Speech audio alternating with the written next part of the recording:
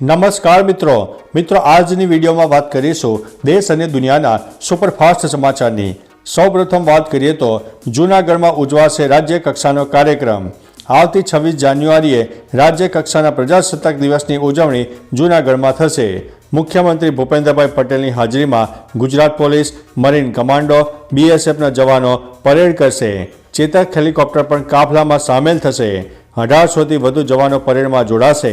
આ વખતે ગુજરાતના અશ્વદળ તેમજ શ્વાન દળનો પણ સમાવેશ પરેડમાં કરવામાં આવ્યો છે।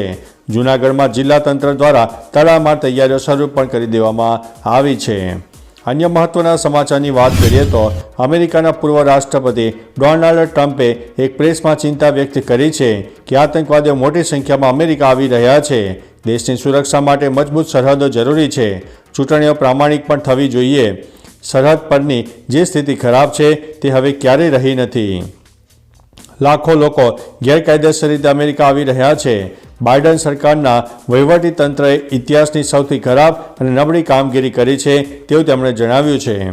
અન્ય મહત્વના સમાચારની વાત કરીએ તો અમરેલીના રાજુલાના ડોળિયા નજીક 2 દિવસ પહેલાં ટ્રેનની અડફેટે સિંહણ આવી ગઈ હતી। પેસેન્જર ટ્રેનની અડફેટે આવતા તે ગંભીર રીતે ઇજાગ્રસ્ત થઈ હતી। જૂનાગઢના શક્કરબાગ ઝૂમાં સારવાર ચાલી રહી હતી। મળતી માહિતી મુજબ તે સિંહણનું મોત થઈ ગયું છે। છેલ્લા 1 મહિનામાં 3 સિંહણ ટ્રેનની અડફેટે આવતા મોતને ભેટી છે। સિંહ પ્રેમીઓ અવારનવાર આ સમસ્યા મુદ્દે અવાજ ઉઠાવતા જોવા મળતા હોય છે। તો ચાલો મિત્રો, ફરીથી દેશ અને દુનિયાના સુપરફાસ્ટ સમાચાર લઈને મળતા રહીશો। ત્યાં સુધી અમને રજા આપશો। નમસ્તે।